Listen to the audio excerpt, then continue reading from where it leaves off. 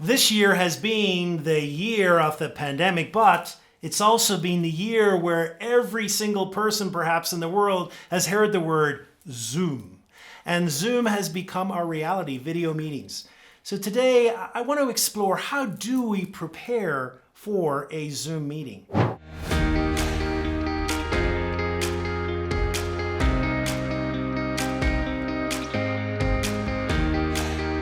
The reality is that the pandemic, please God, is coming to an end, and all of a sudden, all these different options of meeting people again will begin to resurface. However, my prediction is that Zoom will continue with us, and the convenience of having a video conferencing meeting with someone else is going to be part of our reality forever. And so therefore, it's really important to explore, how do we prepare for a Zoom meeting? Today, I want to give you 7 strategies.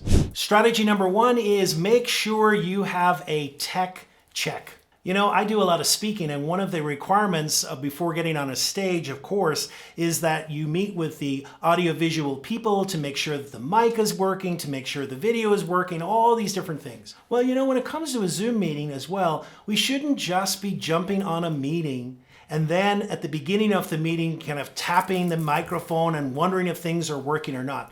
That should be done beforehand. And Zoom, you know, provides an opportunity to test your mic and also to test your video before you jump on a call. Avail of that. What we want to see happening is that you are fully prepared and ready to go whenever that Zoom meeting begins. The second strategy is be careful about your background. You know, so people are meeting us, and it's so easy for people to be distracted by what's going on in our background. Now, some people will use green screens, and the problem with some green screens is that they're distracting by themselves. Sometimes they don't work properly, and we see halos on people's heads because of the green screen not really operating properly. And so my suggestion is do away with the green screen and try and create something behind you, but something that's plain and that's simple and does not distract. Because what we want is the attention to be on you and the attention to be on the content and the meeting that you're in. So pay a little attention to what's going on behind you and make sure that your lighting is good and that shows you up ready to go and also not distracting others. The third strategy is to set the camera up properly. Now, you know, when it comes to the computer, sometimes we are going to use the camera that's built into the computer or laptop, and sometimes we're going to have an external camera. Now, the advantage, of course, of an external camera is that at times the quality is much better, and we should always strive to have a really high quality camera because, again, that impacts your presence and it impacts the meeting. Now, what we want to try and do with the camera as well is just to be careful about its placement, because this is where Zoom is very tricky. You know, when it comes to Zoom, what we want to do is to look at the people who are in front of us. But sometimes what happens is the camera is above us. And so what the other person is seeing is not eye contact from us, but rather it is us focusing on the people who are in front of us. And so what we want to try and do is to raise either our chair and make sure that we are eye level with the camera. That way, whenever it comes to an important point that we want to make or that something we want to emphasize, we can look directly on the camera, and that we are assured that when we do that, it is experienced by other people as us looking them at eye level. And that eye contact is incredibly important, of course, for connection.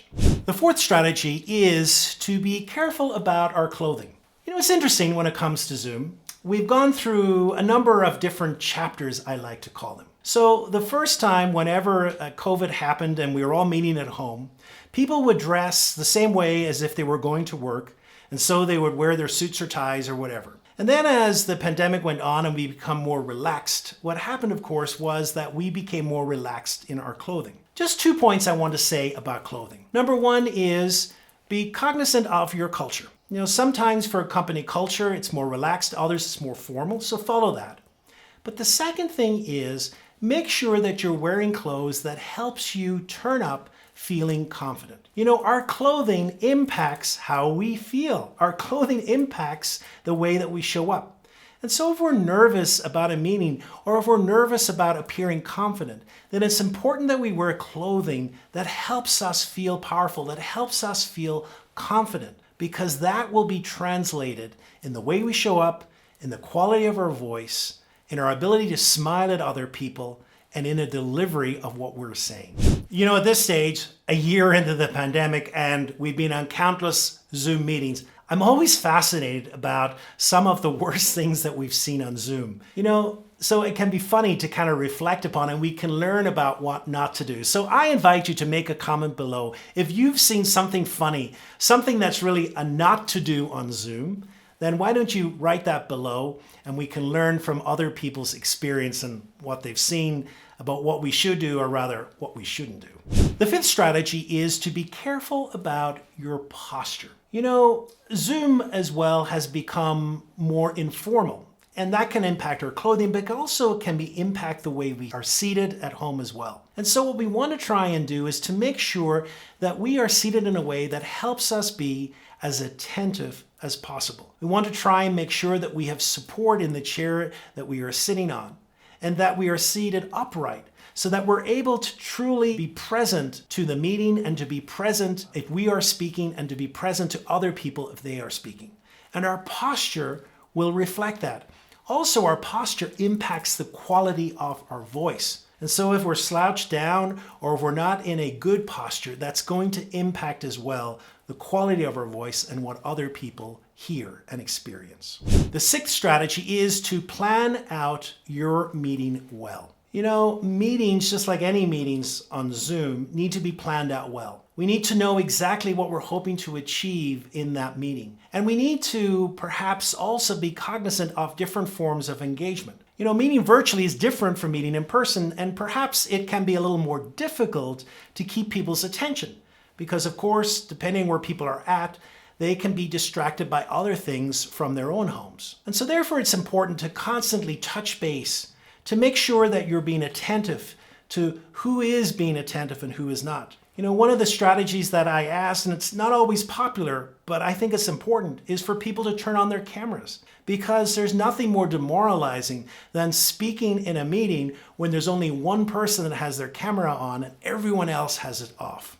It's impossible to get good feedback from people that are off camera. The other thing as well when it comes to planning out a meeting is perhaps you might want to add some of the tools that Zoom offers to make it more engaging. Perhaps it's a poll question, or to use the chat room. Whatever it is, try and plan out the meeting, know exactly how the meeting should flow, have some time points that you know where the meeting should be at a certain time, and add levels of engagement that you can make sure that people are participating fully in the meeting. And the seventh strategy is to make sure that you have an energy check as well as a tech check. You know, we talked about the tech check. That's when you check your microphone and you check your video. The energy check is to check in with yourself before you get on. How are you approaching this meeting? What are you feeling at this exact moment? Are you anxious? Are you tired? That checking in can help us make tiny adjustments so that we can make sure that when the meeting starts, that we are fully engaged and that we are present for that meeting. It will have a huge impact, and also the people watching us will notice exactly what's happening. So there you have it. 7 different strategies to help you prepare for a Zoom meeting. Zoom is not going away, and therefore if you prepare well, it'll help you stand out in your work as someone who takes it seriously and someone who is noted for great Zoom meetings. And if you've enjoyed this video, I invite you to watch the next one, which talks about how to increase engagement on a virtual team.